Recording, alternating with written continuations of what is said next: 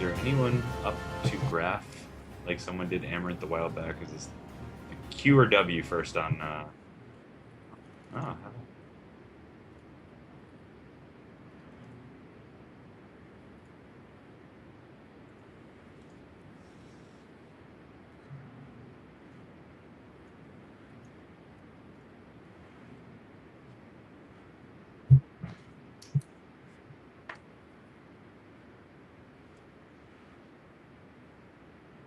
Yeah. Hello, people. Hello. Where I Mute. muted myself. I always forget to unmute myself. I unmute everything else. So, yeah, what I was saying was let's welcome Tulse to the show now as our permanent high-level analyst guy. Tulse said hi. We want to congratulate Spinal for his job at Waystone. We're all very happy for him. So Tulse is going to be filling in for him while he goes and does and works on Dawngate and tries to make it better. But Tulsa's going to be here hanging out with us. We've had him on the show before as a guest, but now he's going to be around a little more regularly.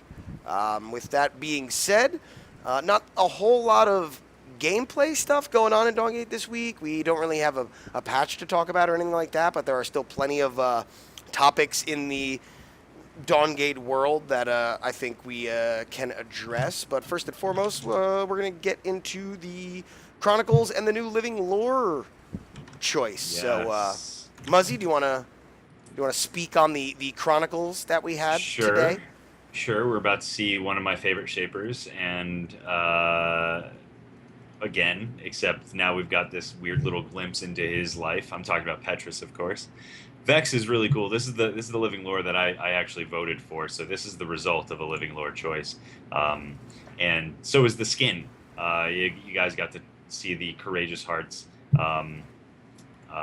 Michaela skin, which is pretty awesome because it's got the machine gun ultimate, which is cool. So she kind of throws her name around. She does a little name dropping, a little bit of like I'm kind of important, kind of a big deal, and here we go. We get into Petrus's lab, and then you see some of the coolest shit ever. You see him experimenting with replacing his arm, and one of those experiments just happens to be a skin for Petrus, and that was a really cool little addition. Makes me wonder though if like we're gonna get like stage 1 Petrus or something where we get these weird twisted arms with claws or something, or if we get that rock one that's all the way on the right, and then the cool shit happens where we suddenly a door explodes and out pops Vex's spikes. So I'm pretty excited about the next panel. The next, what is it, on Wednesday? Yeah. It's really too bad we have to wait 2 days. I am with you in the. I really like seeing the Petrus arms in the tubes, especially like the experimental Petrus skin arm. I was like, oh, that's cute. That's the arm from that skin. So I thought that was really cool. I agree with what you were saying, Muzzy, early on when like Michaela just kind of is just like, oh, I'm sorry, whose name is on this door? Oh, is it Petrus? Oh no, I didn't think so. Like I like that little like bitch, no you didn't moment. I thought that was really cool. I really like the Michaela skin as well. Like I don't know, some people were saying they didn't like the sound effects on the auto attacks, but I thought it was kind of cool. There was like a pew pew, and I like the pew pew sound. I don't know. What do you guys think? Like how the skin tied in from the Chronicle to in game.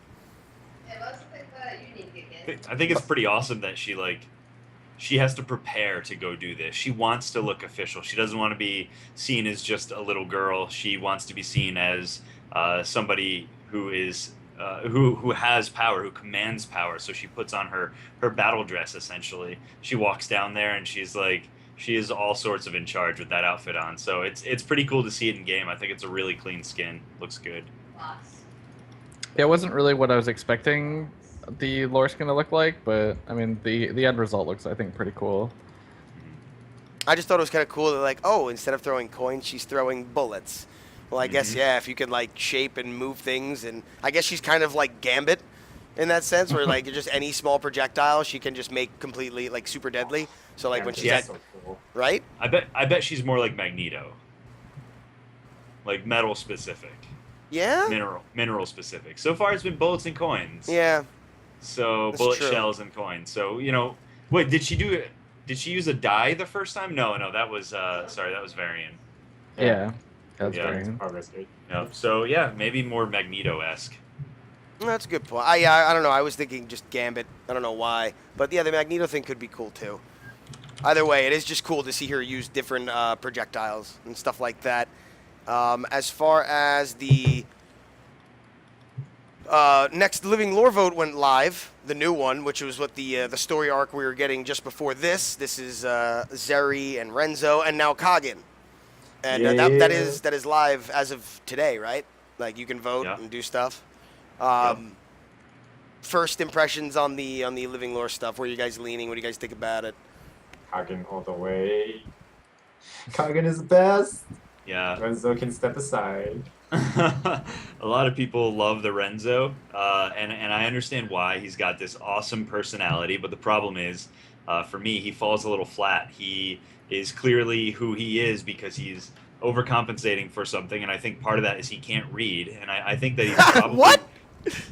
From the last He kind of refuses. Yeah. But I think he refused to read when I don't think that he can read. And I think the guy knew that, and that's why he was writing what he was saying as if he was reading it. That's an interesting observation, Muzzy. I thought that character was so good at writing that he had to write everything he said. I thought that was his lore stick. I thought someone explained that. Maybe I dreamt that up. Oh, maybe. I don't know. The feeling that I got from it is that Renzo is really incredibly insecure, so he obviously has sculpted his body to perfection, and he, in a moment of awkwardness, and he pops up the statue of himself, because that's all he can think to do. I don't think that he's incredibly intelligent, so that doesn't... I can see some fun antics and stuff like that. I definitely think he's illiterate, so he's overcompensating for that, which means that he almost will never break character, right? And if he never breaks character, he's just Renzo, and that's all he is. And it's very flat to me. It's very monotone. Even though he's kind of cool, he's got that overcompensation. He's acting and stuff. But I think that in the end, he's gonna not be able to present as much fun. Or he'll present more fun and less lore to the story, Substance, in my maybe? opinion. Yeah, substance. Thank you. He's And I basically think a meme character. Yeah, Like nipples, and his nipples. Ha ha ha! Right, You guys right. hear about Renzo's nipples? Here's another one about he's his nipples. glorious. But I think Yeah. that because Kagen once loved Zeri's mother, or loved her, or loves her, or I don't know really all the details, but I think that means that Kagen wasn't there by accident. And I Right. think that Kagen and Zeri going off together, they have a lot of layers, not of just clothing, but their personality too. And I think that once they get out of the city or during their escape and stuff like that, I think we're going to find out a lot more interesting things regarding both of their backstories. Whereas the Renzo thing, the secret mission, I don't know. It's not nearly as fun. So my vote's for the hustle all the way. Fair enough. Fair enough. What do you think, John? I feel like they could have hopefully this is only season whatever spoilers, but a Hound / Arya Stark vibe of this big guy and this little girl on an adventure. That could be fun. So I don't know. I'd rather see that than I don't know. Maybe the secret mission's awesome, but I don't know. I don't know. Muzzy stole the show on that analysis. I was just Yeah, thinking, dude, you just psychoanalyzed, and it totally makes sense to me now. He you know what? It's almost funny because now I think about King of Masks, and they you know how they're not supposed to get along, right? And there's this, but it's wow, look how similar they really are, and they're so delusional in their own self-importance that that actually is that's the one thing King of Masks actually learned from Renzo. You know what I mean? That's kind of funny master-student thing. I think that King of Mass is actually delusional. I think Renzo knows that he has a lot of these downfalls and is covering up. I think that's the difference between those two. But yeah, I don't know. When I saw this Living Lore choice, at first I was like, oh, that could both be cool. Then I really sat and thought about it, and I was like, nah. Yeah, apparently. There's an easy winner here for me. So. What do you think, Tulse? Are you into the lore stuff a lot? Do you read the Chronicles? You vote I on the read lore the stuff? Chronicles, Yeah. but I don't really care for much. I just pick the people I like more. So Fair with enough. the Michaela thing, I like Varian more than Vex. And Varian and Michaela, they got a thing going, so would have been cool. The And in romantic. this case, I just like Kagen more than Renzo. So that's all there is to it. My That's choices fair. are very simple. That's like fair. it. I Everyone's like allowed it. to have their own reasons. Yeah. Yeah. Hell yeah. I know some people just vote whatever one's the first choice. So I mean, there's varying degrees of analysis. Laziness? Oh, okay, right. Yeah, yeah, yeah. Like they just want to be on the winning team. Right. The Oh, I definitely know some people like that. my gut reaction was to go with Kagan because I'm like, yeah, Sand Pirate. But like, I'm kind of curious as to what this secret mission is. Like, what could he like? And it's like one of those things where it's like, well, maybe like I want to convince myself to go with the Renzo one because I'm like, well, maybe Renzo's finally going to give like Zeri something worthy of her time or something. It might actually be something really cool. But then I'm like, no, it's Renzo. It's probably like something that's completely like aloof and like probably like inconsequential. Like that's where I ended up. So I'm like, yeah, like Yeah. let's go with Kagan, man. I honestly think that, the guy was like writing it as he was saying it. I honestly think he's just like, God, I need to get Renzo out of my hair and just he needs to get away.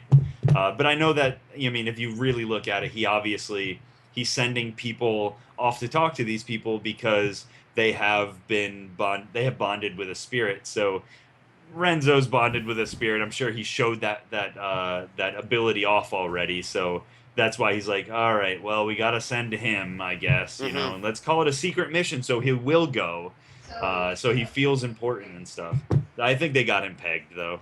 So I don't think it was a big deal. I feel like Zeri could, even by going with Kagan, I feel like she will go and do some other thing and maybe like end up making like an alliance with those pirate guys at some point down the line. You know what I mean? Like that could end up being beneficial. Not to mention, like I feel like Renzo is so Renzo that even like she could like show up after she does this thing with Kagan and be like, well, yeah, I was, painting a picture of you. So, you know what I mean? And like Renzo will like totally forget about it and she won't get in trouble.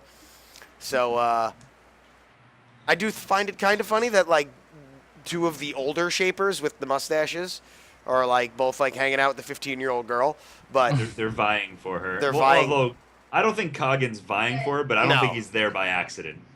Yeah.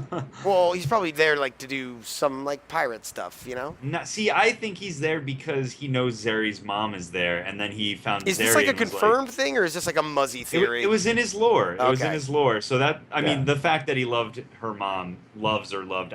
Is she still alive? See, I don't even know all the details, but just the fact that we could get more depth out of this, I would rather go with that than with Renzo's very superficial. Yeah, exactly. Yeah, how deep can you really get with Renzo? And like, do you even want him to get deep? Like, you like Renzo for the over the topness, but like that only goes so far. Kagan's one of the shapers. He's one of the newer shapers, but Right. It's one of those things where it's like we don't really know a whole lot about Kagan. We've seen a bunch of panels with Renzo already. Like, I kind of just want to see what's going on with the new guy. That's, Plus that smirk right at the end that he gives, like where he's like he's super impressed by Zeri. He's like, I like this girl. She reminds me of her mom. Yeah, you know what I mean? Smirk. And I'm just like, I want more of that. Give me That more is of that. cool. That is a good point too. Yeah, the more and more like we talk this out, the more and more I'm in on Sand Pirates all the way. Is everybody pretty Nice. confirmed here? Are we in unison? Also, not on to this brag, lore vote? but I haven't been wrong yet about the one that's gonna win. Oh. The straw poll I put in chat has 81% Oh. Kagan as well. How about yeah. just like Nice. as the money pigs? Are we all pretty much on Sand Pirate? What's it actually called? That one? Let me look. Here, The Bandit Kudo says, can Hustle. confirm Kagan and Zeri's mom is canon. There Okay. you go. So then definitely Bandit Hustle all the way. Oh, Let's yeah. do it, bozos. Like, hands down. If we get more Zeri and emotional Zeri, and we get more Kagan, like, really underneath who Kagan is, and he's a lover and a fighter. Like, I want to know. I want to know more. Maybe that's why he drinks so much, because he can't get with Yeah. his The mom. hustle. That's... could be true. Hey, he's all depressed. Yeah. Sad. I have the mob mentality. Nah. Alright, so that was cool. What else we got here?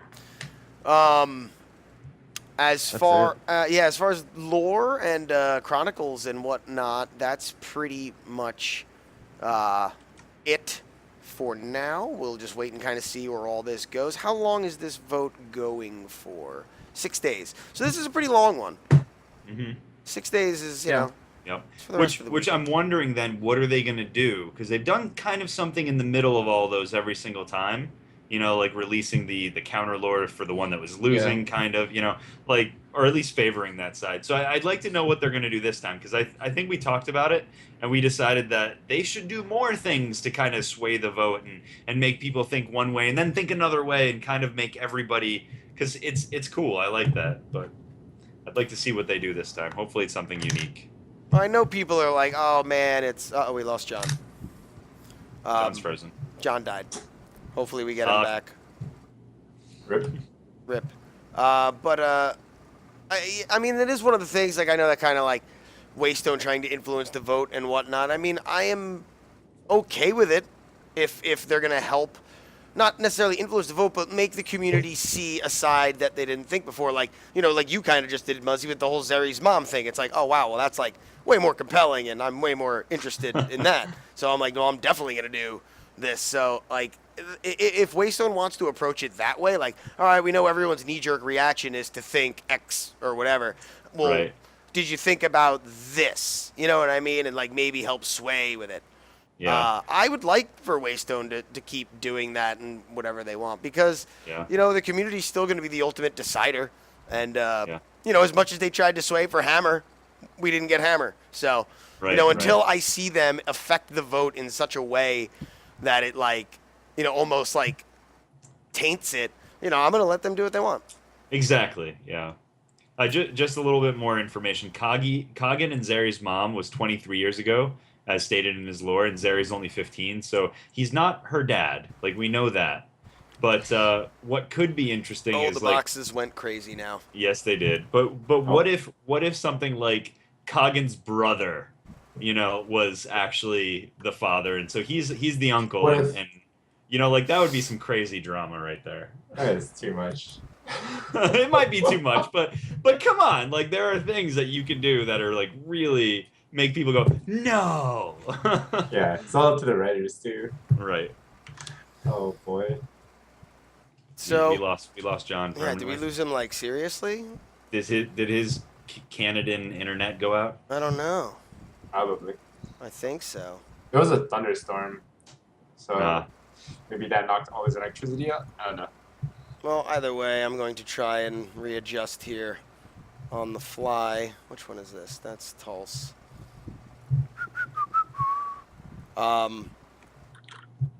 I want to move on to some of the more general topics, but I can't talk while I box. It's a struggle. I'm not that talented. You know what I want to see in the Chronicles? I want to see Viridian's panel. Yo, I want anything to do with the Shorewind tribe, man. Like I'm hungry for Shore. We haven't seen anything with anyone. So That's true. as far as I can tell, what's kind of happening is everybody in the world is starting to realize that there are people who have powers, who have feel like- bonded with the spirits, and I think Yeah. they're all like they're sending out messages everywhere. Like if you have them, send them, to here to this centralized location, so we can kind of get an assessment of the situation and maybe Yeah. see how to reverse this or whatever the hell. So I think that we're just visiting each area, and I really hope Shorewind Tribe pops up pretty soon. Well, the thing too about Shorewind tribe, it's like they seem to be like one of the more mystical people Yeah, they seem very to be secluded. to begin with. So like, when did they become Shaper? Like Amaranth always seems kind of like flighty and majestic, and like has she always had these powers? Like they came when she like hit puberty or whatever. But so did she become a Shaper then, or did she have like priestess shaman powers that then shaping enhance? Like we know nothing really about them. Like Cerulean grows coral on his body, but it's like, well, is that's just something the Shorewind people do? So then when he gets his Yeah. vitality, like how does that work? Like I would like some of those types of answers. Right. I also feel like the Chronicles is a bit like, the drama, the TV show Heroes, where everyone just suddenly finds out they have superpowers, Mhm. and then they all go to like one area. I was like, Dawngate is the central point, and That's what I'm everyone is, saying, like, a yeah. hero. Yeah. That's Well, I mean, actually a very good comparison. I guarantee that they get drawn there. I guarantee they also hear news about the Dawn Gate being opened, or Yeah. maybe when you bond with the spirit, that the Dawn Gate has opened, and you can kind of feel it, and everyone gets drawn there. And that's I still don't quite know, why are we fighting in the Dawn Gate? Why are we trying to like I don't win? know that either. So I think that, and I really hope, and I think that we are leading towards that answer. It's like an energy source, right? Yeah, Yeah, I thought energy somebody source. may have explained it before, and I just forgot. But I figured it was just kind of like the life stream in Final Fantasy VII or something like that, where it's just like there's a lot of energy here, and like if you could shape vitalities, you could probably like do something to that energy to get real strong or Yeah. something. That's what I figured too. Like Right. if you take control of the Dawn Gate, you just rule the world. And that's how I kind of see like the Eastern people doing it. Like, where is it Eastern? I don't even have my lore straight. Like I don't Nicola's know. father, like his interest in taking over the Dawn Gate and stuff like that. So that's how I see it. yeah, Get I that do power. know. I do know from one of the previous Dawn Gate Chronicles. It was something like, I think it was with the Reina Zalgus talking to the Queen. No, I'm sorry. It was Anzarani where he's like, we can't let anybody else have this. Yeah. We must control this. So I don't even think they know how it's powerful or what to do with it. They just want to control the area. If they control the area, they can control power, even though they don't know what that power is and stuff. So I don't know. I want to find out more what everyone's trying to get at, I guess. Yeah, I think it's just kind of like, hey, we all know this area is a big deal, and we don't want anyone else to get it. Yeah. Even though we don't understand it, we all kind of want it. So, I don't know. Kind of cool stuff, though. We'll see what happens with the lore from this point on. Maybe if we end up getting Bandit Hustle, we'll get like a Sand Pirate Zeri skin, which could be pretty cool. Or like I'd also like a go ahead. dressed up Kagan skin, like if Zeri like Yeah. puts him in a disguise as they escape the city or something.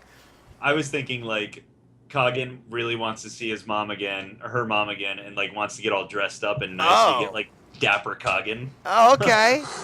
That's interesting too. Oh boy. So we'll see what happens with that. We're still waiting for John to come back. His internet died, I think. But we're just going to kind of continue rolling on here. Hopefully he comes back at some point. The next topic I wanted to bring up for discussion is rank queues. Now, we don't have rank queues, but we could talk about rank queues and the kind of stuff that we want when rank queues do come around. So the main thing I want to get at and I've kind of flip-flopped on this issue recently when I've always been kind of more of a proponent for a true solo queue where it's just you queued up by yourself and everyone else in that game is queued up by themselves. Like it used to be like mercenary team deathmatch in like Call of Duty or something.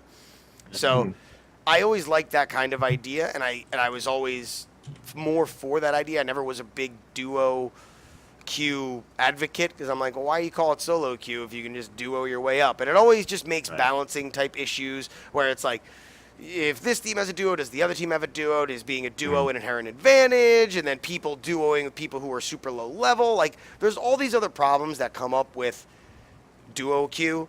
But Dawn Gate is all about the duo lanes.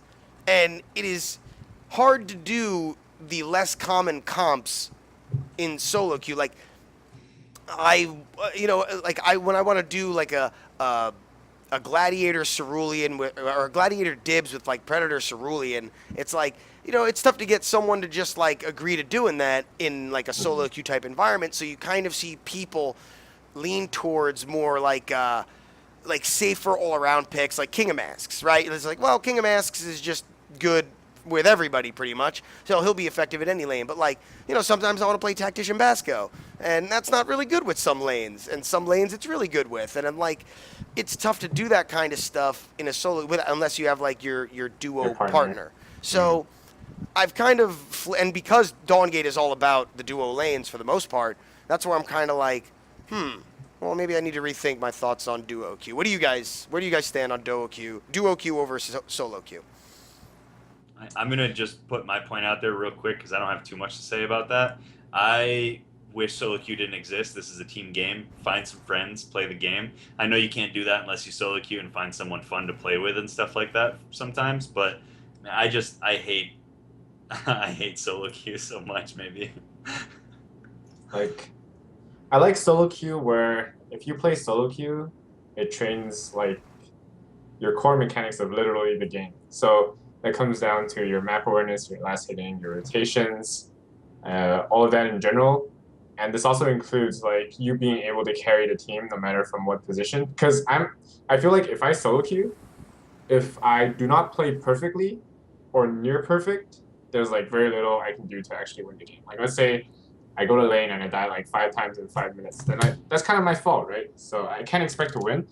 But I feel that if you implement solo queue, it promotes like working on your own stuff. Because I feel like when you group queue or dual queue, your partners can help you make up for what you're lacking. And that kind of like impairs your own progression as a player in general. Yeah, I agree with you, Tulsa. I think it can stunt your growth.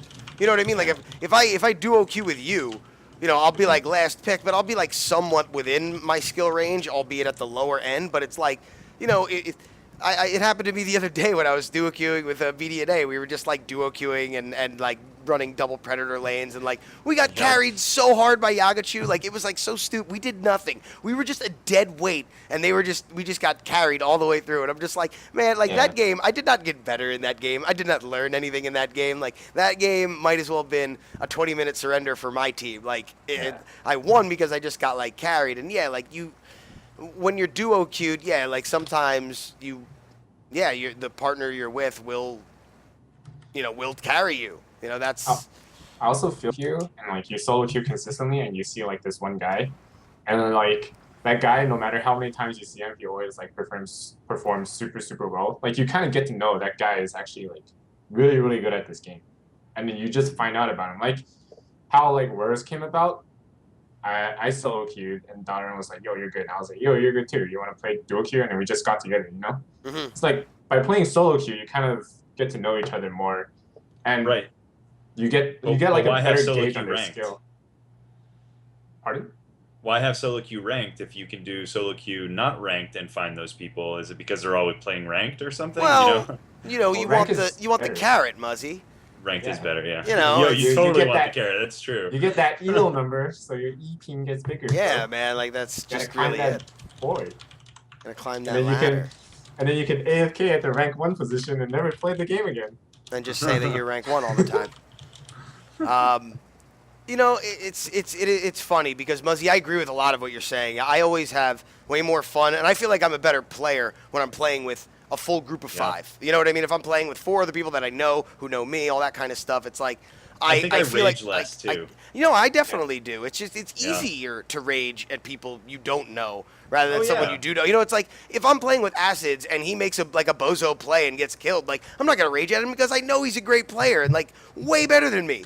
But if it's just like some random dude I don't know, I'm gonna be like I'm not gonna give them the benefit of the doubt most of the time. I'm just gonna be like, well, that guy's just a terrible player. Even when that's not the case, it's just kind of the way it is. Here's something Alucard said. He said, knowing you can't depend on people in solo queue makes you play for improving yourself. Here's the thing, though. I don't believe that you play properly when you're playing solo queue. I think that you're playing solo queue style. Selfishly. And very selfishly, and everybody does it, and it's you don't get the kind of amazing plays and the amazing teamwork and like those oh hell yes moments where your teammate saves your ass, you know. And if you do, it's because it's so far and in between. Like it's just it never happens. So few and whatever the saying is.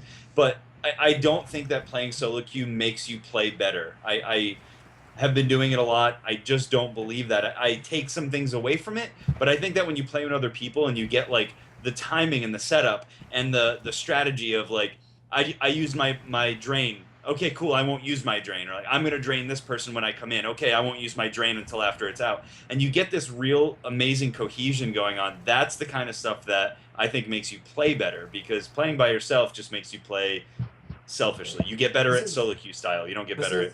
Okay, I had like a stream viewer who was in that game, and I was like, we lost, and that stream viewer, he was actually really ahead in that game, but he did nothing with his lead because what he said was, I don't trust my teammates to follow up on whatever I do. So this is my argument. If you're very ahead, or you're the one who's going to be in a position where you can carry the team, you have to be the one that is willing to make the play so that your team has the opportunity to follow up. If you never make that play, There will never be an opportunity. And if you play with that kind of mindset that you're not going to do anything just because you don't trust the team to That's follow a up cop and make a out. I play, agree. Yeah, that's a bullshit answer. yeah, exactly. What Like you what I have s- to make the play, no what I matter say what. when I stream is you're very unlikely to always be on the same page as your teammate. Yep. So like, there's going to be certain times where you're going to want to make that play, and 99% of the time it is the correct play, but your team like is thinking of something else at that exact same moment, and they think that a different play is the correct play, Uh-huh. and then you just kind of fail. Yeah.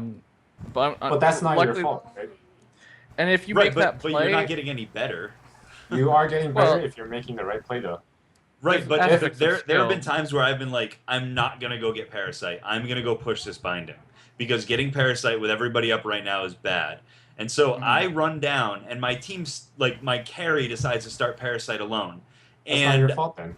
but it's not my fault. But then as I'm pushing the binding, right, and then I get jumped, and then the enemy team takes Parasite, then they yell at me like even I've heard so many people say it's so much better for 5 people to do the wrong thing than one person or 2 people to do the right thing. And I Okay. disagree with that. I think I should have been pushing the binding, Okay. but the This- problem this is is in my the argument to situation that. I was in, I shouldn't have been pushing the binding because my team wasn't.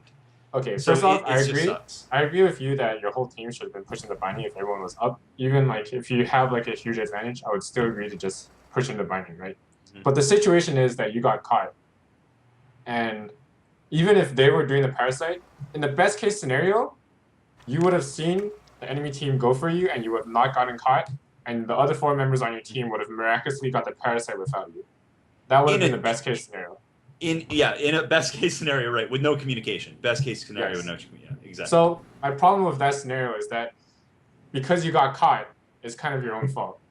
Like with my team, I was bad. like yeah. yeah, like with my team, if someone gets caught, it's kind of their own fault. Like we Right. had a rotation where I think one of us just walked through the parasite, and 5 of them, we told them that they were in the parasite, and they got caught, and we were just like, "What are you doing, dude?" Right. Why would you do that? Yeah. Yeah, exactly. Like I understand that you did make the correct play, and that your whole team should have went to the binding, but you have to adjust on the fly. Like that's my whole point. That's exactly it. What the right play as a team might be, it doesn't matter if your team has 2 different opinions, because then everybody's just doing it wrong. Then 5 people are doing the wrong play because you're not grouped up. I mean, that's what makes a good solo queue leader. Is I've seen plenty of people that might not be as mechanically gifted, but like have good game sense that can just be like pinging this. This is what we're doing now. If you ping enough, people will listen. Or Yeah. if you command enough of an inspiring presence and be like, this is what we're gonna do right now, without being all like, oh, why didn't you do this, in like accusatory tones, like you can lead and command and just absolutely wreck in solo queue. Right. And that's like a skill that, I mean, even 5v5 teams need that guy that's gonna be like, this is the shot caller, right? You can be a solo queue shot caller 100%. Well, yeah, but not if there's another one on the team. Well, I mean, That's the part problem. of being Yeah. part of being a good shot caller is deferring to someone else's judgment, maybe. Sure. Well, okay, so for I do that all example, the in time. that situation where I went to go push the binding, and like as I'm running down, I'm like, I know that this is the better play to go push this binding. And I'm probably about to pay for it, and I'm probably making the wrong decision, even though it's the right one. And so that's Right. where that whole thing comes into play. It's like, well, I was pinging and telling him, no, I'm the jungler. I have the Vanquish. Don't do Parasite. You should probably listen to the jungler at all times for Parasite. You generally have really good map awareness and stuff like that because that's all they do while they're killing camps. And I mean, they get good at that. They get pretty decent at map awareness and stuff and deciding when objectives are good and when they're bad. Not to say that all junglers should be shot callers or are good shot callers, but my point is like if you make the right decision, it still can very easily be the wrong decision in solo queue, and I do it all the time, unfortunately. Well, It sucks. if people don't follow you, then like you shouldn't even just do it. That's how I Right. see it. Yeah. Like sometimes when I'm playing solo queue and let's say I'm on Cerulean and I really want to dunk this full and I ping like crazy and then my team backs off, I just don't press the R button. Right, Like, just don't go that's- in, right? Yeah, just don't go in. Yeah. I think It sucks. that It yeah, feels like you're getting that withheld by honestly- your team, but you just have to do it. Right. until your From team is from actually a like manly to do it. from way down here, what the way that I view that is that's why I can't get past a certain point at how good I can be is because I make the bad decision to do it even though. And I do that so often that I'm not getting any better. And once I can stop that kind of thing, exactly what you said, don't press R, don't do it. Then maybe I'll get a little bit better. And I think that a lot of people need to realize that.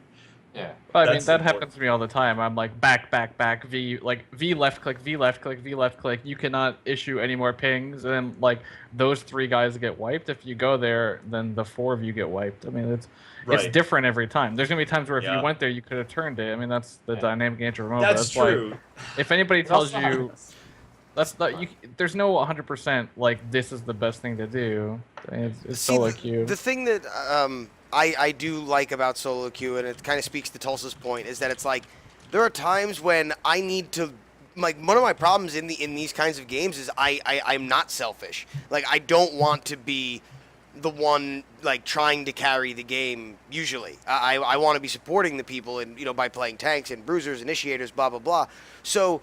I used to run into this problem all the time where, like, I know this is a bad decision to go help my teammates who are getting dove but are 3 levels down, and if I go, maybe I can help, but we'll probably just die. Like, one thing that actually helped me get better was knowing when not to rotate like that and do like you're saying, Muzzy, and being like, well, there's 4 people top lane, so I can push bottom fine, and I'm behind anyway, and I need to CS. I could either go to this fight, or I'm 2 levels below, my ult's off cooldown. What am I going to do? I'm going to walk in, stand around, and probably just die, and not probably die. Best Right. case scenario, And then you get I'm going to yelled get at. 2 assists. Why And then weren't you you do there? get yelled at, maybe, fine.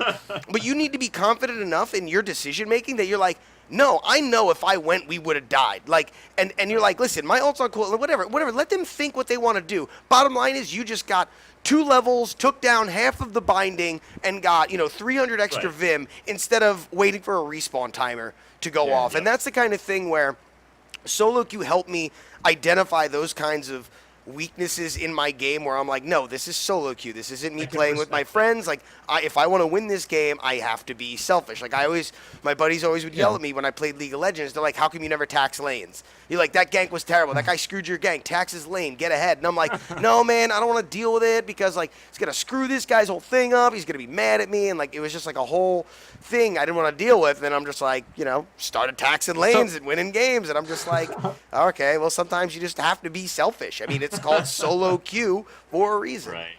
Well, that is part of I can like respect gold what you're saying. distribution, right? I mean, do you want to be the guy with 12k Vim or the guy with 14k Vim? Like, it's harder to Right. carry from 12. While I had no internet, what started this conversation so I can catch up? We were just talking about Solo queue versus duo queue. Like, when rank comes, would you queue. rather see a true solo queue where, Oh, 10 people all queued up alone, or do you want, like, Yeah. the league system, solo or Is- duo? Dongate solo seems queue built. the master race is what we're What asking. Dongate seems built for duo queue though. You got 2 duo lanes. That If you want to be a was, yeah.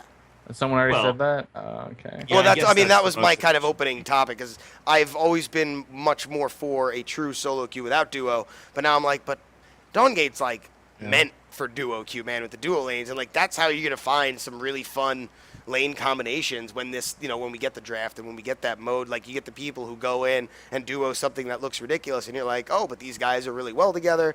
They make this, it's like a cheese comp or something, but whatever, it like wins, and you're like, oh damn, that's kind of funny, or whatever. That's how you find new and interesting things sometimes. So I'm kind of on the fence about it now on what I'd rather have.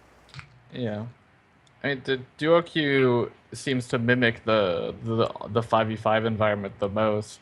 I mean, you can play with somebody. You can say, this is where we go in just a little bit. This is where we go in a little bit, a lot. This is when we're going to time our combos together. Like, without that, solo queue would be, like, pretty boring all the time. Like, playing with Mina would be so bad. It'd be like, that's the one shaper that you need to know exactly what's happening all the time, or else it's just trash. My counter argument to that is, like, if you eventually, quote unquote, get good at the game, let's say I'm laning with a Mara and I'm a Varian. If my Mara lands the Q on like a comm and chucks the E error, then obviously I'm going to follow up. Like, you don't have to say those kind of things, right? Yeah, Well, yeah. you say that out loud right now, but I think one point that needs to be made is that good players like you guys, Yeah. people who have a lot of experience and people who are just inherently good, either just because you're good or because you've practiced way more than other people. I think you guys take information like that for granted. You guys think that, yeah, that's just how it is. But when you're down, in poop tier, there are a lot of times where, yeah, that seems obvious, but it doesn't work that way. It does not work that way in real life. That's why you Ping- jungle ping's in lower That's tier. why I jungle. You're right. Yeah. So you don't put up with any of Jungling that. is You just smart. go gank and tax their lane. You got it. Yeah. Yeah. I mean, you can ping, right? Like that's what I do in solo queue. Yeah, Like I I'll ping. always ping the person that I want to go on, or try to like let them know that I want to go in. I mean, it's just not as responsive as being on, say, voice comms and being like, okay, my E comes up in 3 seconds. I'm gonna waltz in. You're gonna mean and poopsie doodle them. Like that's not gonna happen in a true solo queue environment. And it's Well- really fun to be that coordinated. You just said the buzzword, John. Voice comms. Well, I the- mean, the- there's no way. You don't even No? have to go there. There's no. Well, You don't want it, or you but- say there's no way it's happening? I mean, obviously, it's not something that I would expect to come soon, but if the people really want it, how does everyone feel about voice comm built into Donya, into the client? I would want it to start default at muted. Yep. Yeah, they're If it had to be there, start it at muted first. the problem I have with voice comm is it gives you such an advantage that like if you don't have a mic, then and everyone else in the game has a mic, all of a sudden like you're at an inherent disadvantage and you have to go buy hardware to be on the same level. I don't really like that. Well, you have to but buy then, good computer and internet to be on the same level too. Yeah. I mean, it So it adds the barrier. it to exacerbates. entry. It does. Well, I mean, Sure. I'm not too familiar with high level Dota play, but if you like solo queue in Dota 2, and I know Dota 2 has like the built-in voice comm stuff, like, are they all using it? Like, is it No, enough that? Yeah, I figured it would be a like lot of people don't use it. fringe enough that it's not They like use the a they use the mandate. chat wheel a lot. I love the chat wheel. The chat wheel is really fun. Yeah. love I the chat I wheel. think everyone should have the same common interface. That's why the Game is ping hard. wheel Game is or hard. chat wheel is good enough. I mean, a lot of people like to talk about, oh, the trolling and like, oh, can girls even talk? Because all the guys in the game will become the biggest fucking douche canoes as soon as they open their mouth. Like, there's all kinds of quote unquote toxicity. And yeah, issues.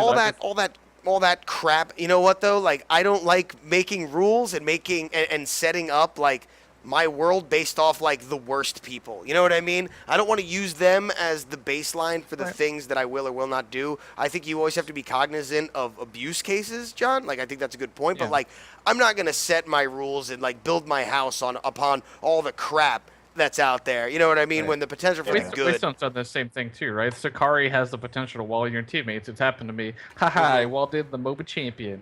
But I mean, Yeah. it's still the game's still better with Sakari's W as like a really fun mechanic. But like, I don't know. Like, I've never been in a game where I was like, man, I wish I could tell that guy verbally how impressed I am with his stellar skills up in that lane. Like, that's just not on my plus column. It's always been a negative to me. Like I very rarely voice comm with puppies in any game and be like, that was a better experience, 100%. Yeah. We got Skype Mumble, Ventrilo, TeamSpeak, etc. for that. And to I be tell you- honest, Did you play any Call of Duty, or Battlefield, or yeah? yeah, I played Bad Company 2 on the 360 and basically every Call of Duty on PC. That's cool. Okay, so you've had the voice comms experience. Yeah, I mean, as an Xbox 360 player, I mean, Right. not even So is not that- even to is go that like where off you're- the deep end. Yeah, but like, I mean, those are the types of games that are designed that everybody has access to a headset. Right, but what I'm saying is that where you developed your hatred for voice comms? No, I just have Or no dislike. need to talk to those Right. people. Yeah. If I wanted to, there are dozens of websites on the internet that you can literally copy paste a URL that says this is a voice chat session. Like those have been popping up for LOL for the last 2 years, and like I would never link one of those in my chats. But like, guys, let's voice comm this game. Like I voice comm with my friends that I pre-made with, but in solo queue, no use whatsoever. Right. But that's just me. I know lots of people like it. That's the opinion. I don't know. I had fun with Dota. Yeah, I mean, some people have good experiences and want it. I mean, like that's what it comes down to.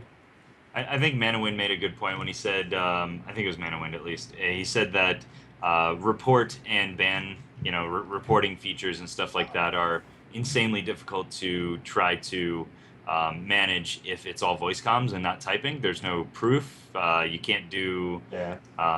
the storage on that would be insane. The ability to translate that to text or something like that might be too difficult given accents and language barriers and whatnot. So I think that Logistically, that's a really big uphill battle.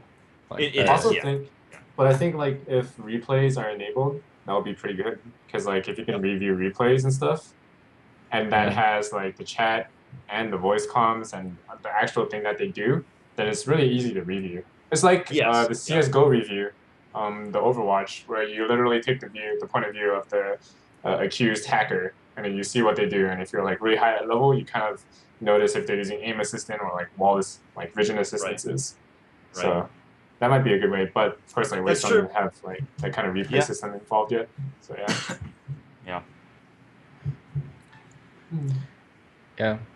I think And- honestly better pinwheels. I want the chat wheel from Dota. It's so good. Yeah, and I love the idea of specific chat that you can say, like I'm ganking, not just I'm coming here, but I'm ganking now. There's a difference between I'm coming to this lane and I'm ganking. It's like I might be coming to this spot and just sitting until you back off until they push a little, and I'm ganking. There's a big difference there, and I think that having a ping wheel that might be able to convey information that is slightly different like that could be really, really helpful. I can see Yeah, that. I know a lot of people have requested ward type functionality, like, Yep. hey, there's a ward here, or please ward here. Yeah, For big example, difference there. yeah, I mean that would be like, I don't know, the last week of my playing in solo queue, everyone's like walked straight into lane and warded the brush, and it's drove me nuts. Like I just wish I could be like really politely. I love using the ping wheel really sarcastically. Like when someone makes a really terrible play, I just use the question mark ping like all over their corpse, like to really rub it in how confused I am. So like, if I could just subtly be like ward here like 15 fucking times, then I would be happy. So subtle. So subtle. John, the BM master here. I get what you're saying though. I get what you're saying because no matter what the system is, like if you put in a good job, like in Hearthstone or something like that, it's you can totally use all that sarcastically. Yeah, he gets like wiped, and you're like, good job, good job. Yeah. It's like it's inferred. It's kind of like when you say, please, just PLS or PLEAS. When you put that in chat, it's like you're basically saying, bitch, please, you suck. I'm way better than you. And it's like, I love the God, it's so question mark. rude. It's so rude. Yeah. So Yeah. A better favorite. ping wheel, the chat wheel kind of stuff. I'm all for that sort of Yeah. thing. I don't know if we really need voice comms built into it. I don't think it's something that's like a priority. I think there are other things that Waystone should be focusing on. So as far as voice comms go, we'll leave that on the back burner for now, and I'd rather have some other systems in place first. Yeah. I think. I also want to be able to move my chat, like the chat box. Like, I mean, movable. There's a lot of UI scalable functionality stuff that Yeah. we want. Come on, Alice, get to work. Yeah. Alice is she does the art for it. Yeah, she does the art. I think it's Bo and Waystone McKella, Lauren. I'm pretty sure that those two are like the main people. I might be wrong about that, but yeah, I mean with their team, I imagine people occasionally wear different hats too. yeah, that's true. Yeah. Especially the out of game UI has been going through so many overhauls. I wouldn't be surprised.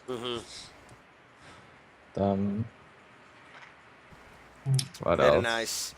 So moving on, we have one of the main Dawngate tournaments is changing their format up.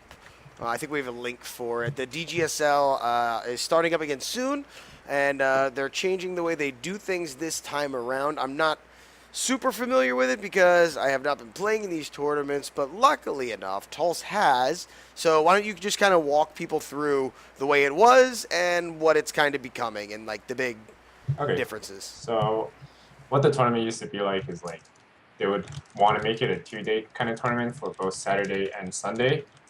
And then what would happen is that there would be a huge pool of teams that sometimes may or may not show. So like there'll be like 64 teams, for example, and then only like 12 teams show up, and then whatever. And then what would happen is you would progress. You would progress through the tournament bracket, and it would take forever. And you would end the tournament at like 2 or 3 in the morning when it starts at 2 p.m. And then you're done, and then you win the tournament. But right now they want to turn it into something similar to the league system, so the LCS system, where every week you would have 1 or 2 games that you would be required to play. After, of course, you do a tournament before that. So only the top 8 teams in that tournament would be allowed in this league, and then people in the league would play each other. As a question, which teams would you be playing in this league? First you would have the tournament, right? So it's anyone who signs up. So Okay.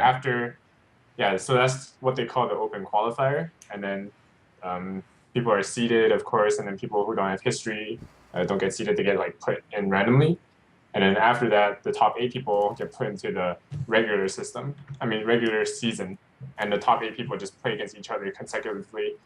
And then when they have like a ranking and the seeding format for that from all the results from that regular season, they have a postseason where they make the bracket based off of the seeding that they got, and then the people who win that championship win the overall prize. That sounds fun.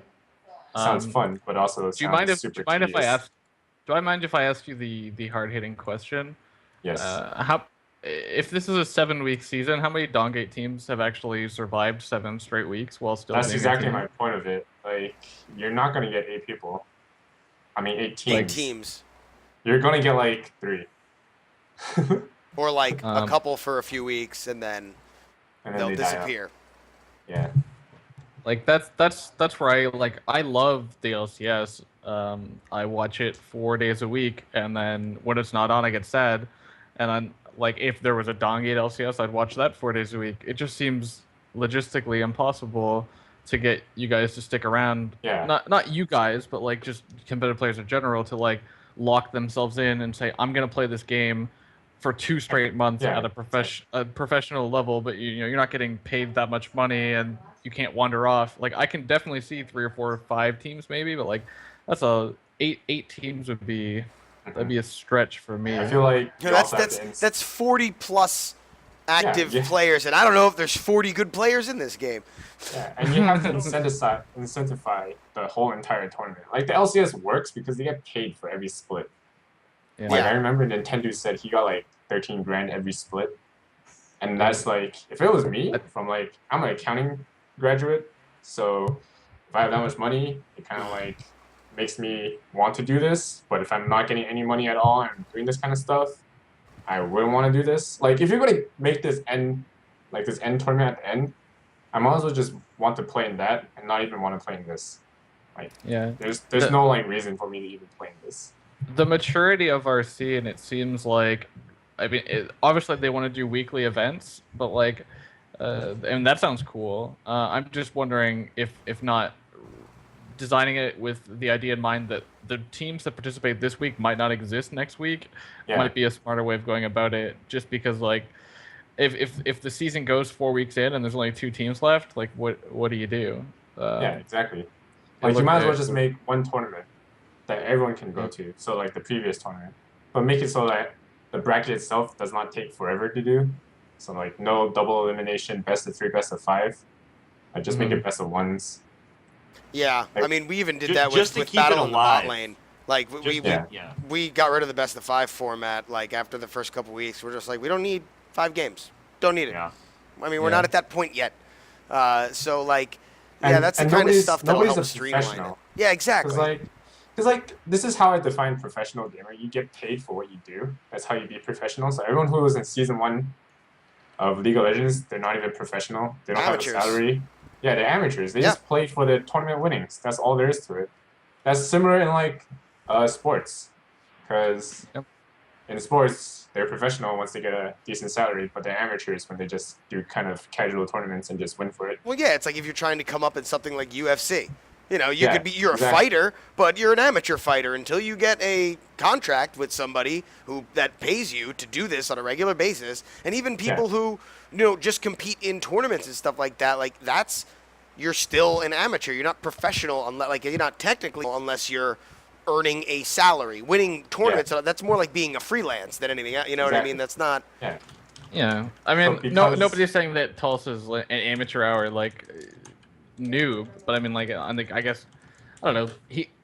Your team is the best Sedongate team. It does feel weird to me to call them amateurs, but like on a professional esports level, obviously, it's kind of like the Quidditch champions of high school or sort of university Quidditch. Like, you guys are unstoppable at university Quidditch, but like, I mean, nobody really takes the Dongate professional scene that seriously. I mean, there's not a lot of money in it.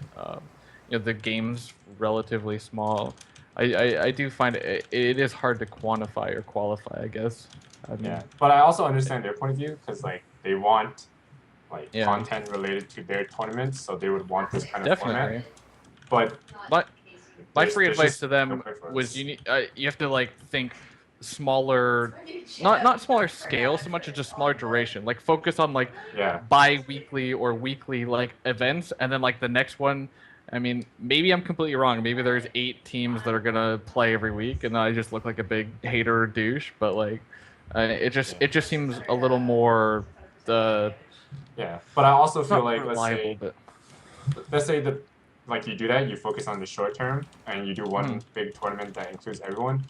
By the end of that, you have like 8 solid teams at the top that all like compete at a generally similar level. Then you can step into that direction if you truly wanted to, but you still like the problem of incentivizing the whole tournament still exists. Like, I understand that there might be because there's not a lot of money and you still want to like make this kind of big. It's kind of sad, but that just hinders the whole project. Yeah, it'll be interesting, especially it was what, about 6 weeks ago that they showed us the like when did we see Spectator 1.0? Maybe not. The basic bitch caster mode was that was July, end right? of July, when we went to San Fran. So and that was like not even close to done. But I mean, if 5 weeks a lot of bugs, time, right? like if they've prioritized that, I feel like we should be seeing that soon. So like maybe once we get spectator mode, like I mean, even obviously ghetto custom spectator mode, but like enough, like maybe the scene will kind of take off a little bit, so now that we can actually have casted tournaments. That will help a lot because I'm telling you, I know a lot of people didn't see it, but like this game in a 5v5 setting, like there's something always happening. And I know we were doing it in our little like LAN party there at Waystone, but like it's just, I mean, watching LCS tonight, I'm watching like these games, and I'm just like, the casters are like grasping for straws for stuff to talk about at 8 minutes in because nobody's doing anything. They're just aimlessly farming. Like, look, I mean, not every Dawngate game is going to be action packed and full of stuff, but the game just seems to lend itself to just faster paced stuff. Like, and that's just one of my initial appeals with it anyway. And it's just like, when you really can see this game in a 5v5 setting, like played with people who know what they're doing, man, it is entertaining. Mm-hmm. Yeah. I agree. There's stuff a lot of happens early too. and just keeps happening. Yeah. It's the design too. I mean, your base move speed is faster in this game than it is in LoL. The map is shorter. There's less lanes. Like I have this like pipe dream of like watching a fully casted like top end game, and they're just being like bam, bam, bam, bam, bam, like objective. Like I really hope this game doesn't turn into like a farm fest, but it seems like it's been designed not like that. Like, it seems like it should be theoretically very easy to have a really intense shoutcasted experience, and not have to like joke around about farming minions and cheering for kills, etc. I mean, tell us, you play in them. Like, on a scale of 0 being farm fest and 10 being exciting, like where do your average, say, scrims even lie? First, depends on various teams because I know some teams like to fight a lot and some teams just prefer to just farm. So I'd say it's like a 7 or 8. Because there are some situations where you're kind of forced to farm. Like let's say they get Parasite and the Yep. team is just like kind of forced to stay behind their bindings and clear waves. That's unfortunate, but like that's how it Yeah. is. I mean that happens to me a lot in solo queue, where the team with the comp that's less good at closing out games gets the lead, and all of a sudden it gets really awkward because they can't close out the game, or I guess we Yeah. can't close out the game, and then it's like it's one of those weird situations where you fail to push into their base 5 times straight and then lose the game. And I was like, if someone was watching this game, this must be the worst thing ever, because like Yeah. I can certainly appreciate some odd But I'd say situations like like that. the action in like the first maybe 10 minutes of the game or maybe up to Yeah. the 15-minute mark is definitely like 8 or 9 or even maybe a 10 depending on how many jungle skirmishes there are or even just Mhm. lane 2v2s.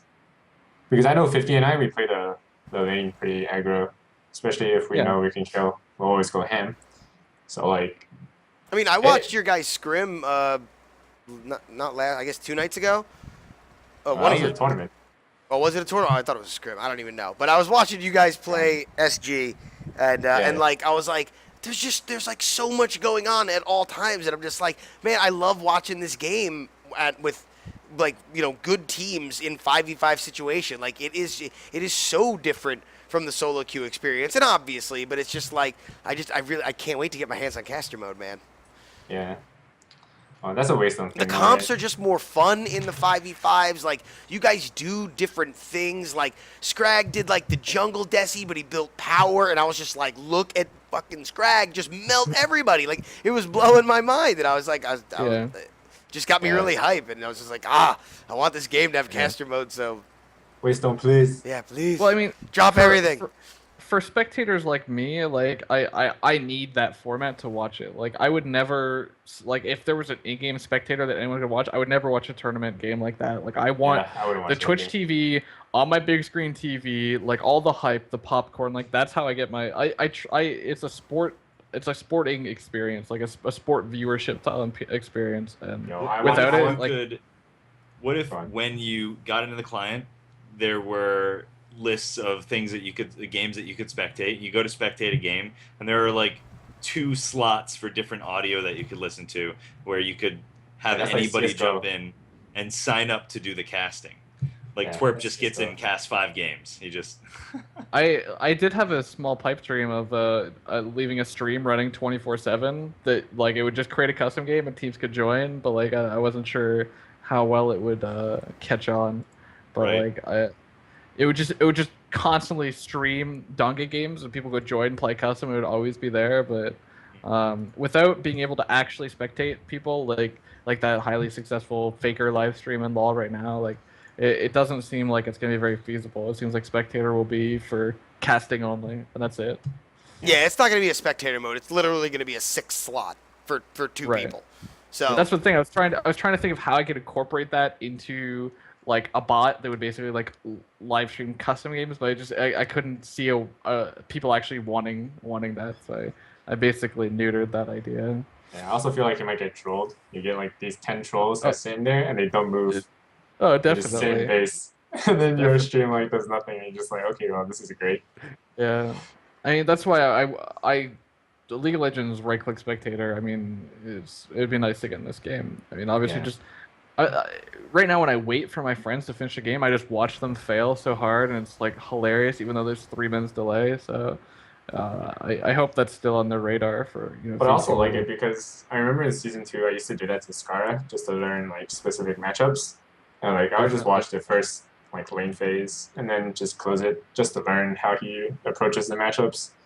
Like I don't know, I guess spectator mode just comes from like, I mean not spectator, the casting mode, because I just feel like it'll just boost Dongate's prevalence within the game industry, I guess you can say, or MOBA pool. Yeah. Well, I mean, it's a plus on the column of features that the game needs to have. Like people come in, be like, no denying, no spectator, no items, like no mana, right? No mana. So like, I mean, definitely that will appease some people's, I guess, criticisms or initial impressions. But Well, it's like e- another, you don't just create an esports empire overnight, right? You know what I mean? Yeah. Like it has to be, a progression, and it's just like where we're at now, people want to do tournaments, they're willing to do tournaments and participate in them, but it's like we need that kind of that's the next step in order to help this Yeah. continue with the growth that we've seen up until now and to take it further. That's what people need. That's how the tournaments that exist right now are going to get more hype and more people are going to get involved in it. Like, it's just, I mean, dude, people want to watch I mean, Christ, League of Legends had 500,000 people over a couple different platforms today watching the LCS finals. Like, you're telling me those people are only interested in League of Legends and would have no interest in another MOBA or anything like that. Like, I just Yeah. refuse to believe that. I think this genre is so big and is getting so big that, like, people are going to start spilling out into other. They're going to Yeah. find their niche MOBA that they like, and I agree. Dawngate needs to be ready to receive that when that happens, and not let those people, go to something like Strife or Smite. You know what I mean? You want to grab your slice of the pie, and that's Right. like one of those things Who's that Strife? those people who are used to in League of Legends, they're gonna want that same sort All of the experience. They features. don't want to take a step back. Because especially if you've grown with League of Legends since season 1 or before, whatever, you don't want to go back to the Stone Age where it's like, oh God, you guys don't even have ranked, you don't have draft mode, you don't have Yeah. spectator, you don't have caster. Like, call me in 6 months when you get your shit together. that's Yeah, that's right. You only like get one Blizzard's chance to make new a first MOBA. impression. But what came first, the chicken or the egg? Competition or a massive amount of people? Well, they have And- to. and- I don't think it's as simple as a chicken and an egg, though, Muzzy. Not anymore. Now Well, it needs to be. okay, not anymore, It's you're it's, right, it's a yeah.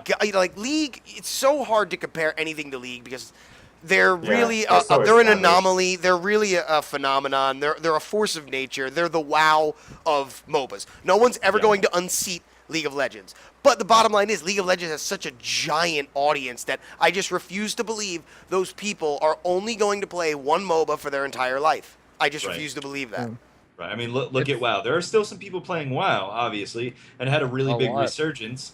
But there are a bunch of other MMOs out there that people have actually invested a lot of time in. So Yeah.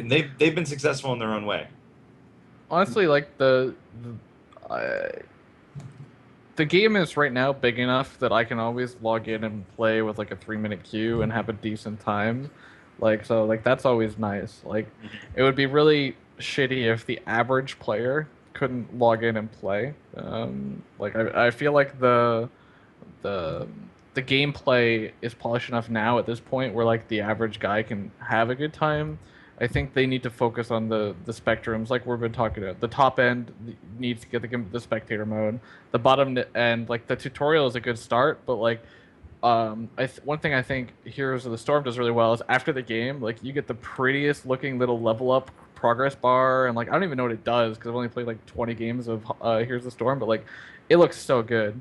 Like you get XP and there's daily quests and it's like super fun. Like I feel like they need to take some time to focus on that to like give people a reason to log in and play every day and hit that like that I want to level up, I want to unlock more things because the karma carrot, system. man. And, You know, Yeah, the there carrot, are yeah. games.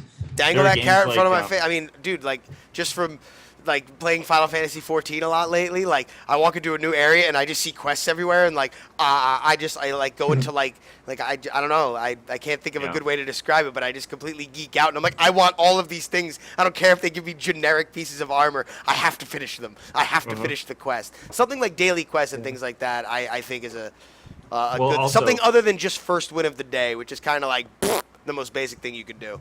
I mean, you can actually go even more basic than that. And it's still more compelling. There are games like Firefall. I know that they do it, but if you log in on the first day, like the first time that you log in, it gives you a bonus. Hey, you logged in Consecutive one things day. you're talking about? Yeah, exactly. And then the second day, it's like, oh, hey, now you made it to login number 2 days in a row. So now you get this kind of a bonus, a 1.25 modifier on your not your karma, or yes, on your karma or something. You know, who knows, destiny or whatever. And then it goes up to 5 days. And once you hit 5, it just maxes out and it stays there. So Yeah. as you can maintain that if you want to. I think that people would probably come back a lot more. So.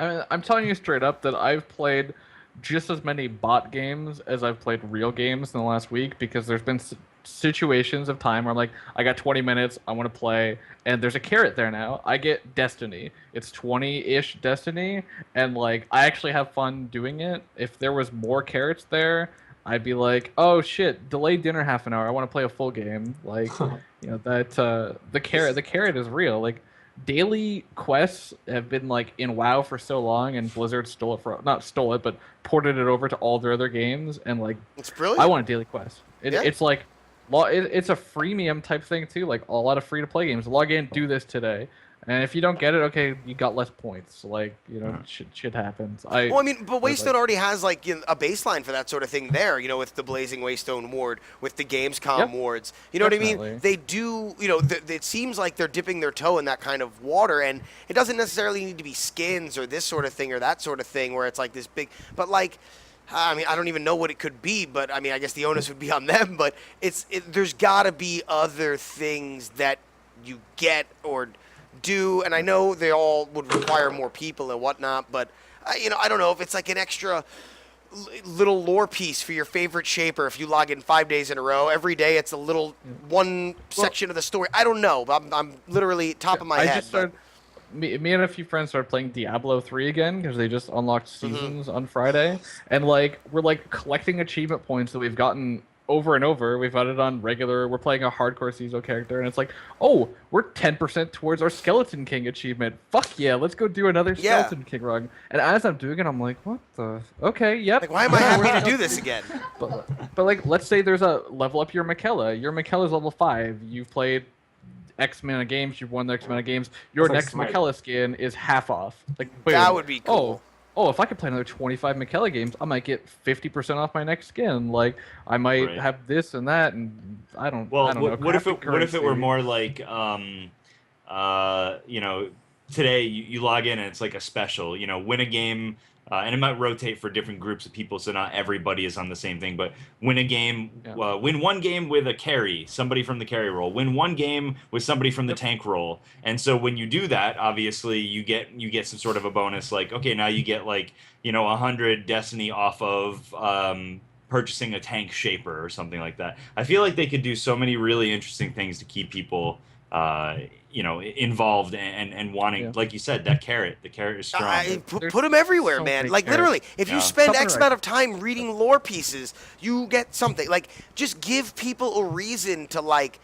Don't give them a reason to turn it off. Give them something else. As soon as you get somewhere, you know what I mean? It's like in an MMO, when you finish all the quests in this area, the last quest takes you to a new area. You get there and it's like, oh my god, there's 30 more quests. I gotta do them all right now because I'm autistic. I can't handle it. I have to finish everything immediately. Like, it's just... Well, I mean, should be saying in chat, cool features, but it's not going to draw attention, which is what Dawngate needs.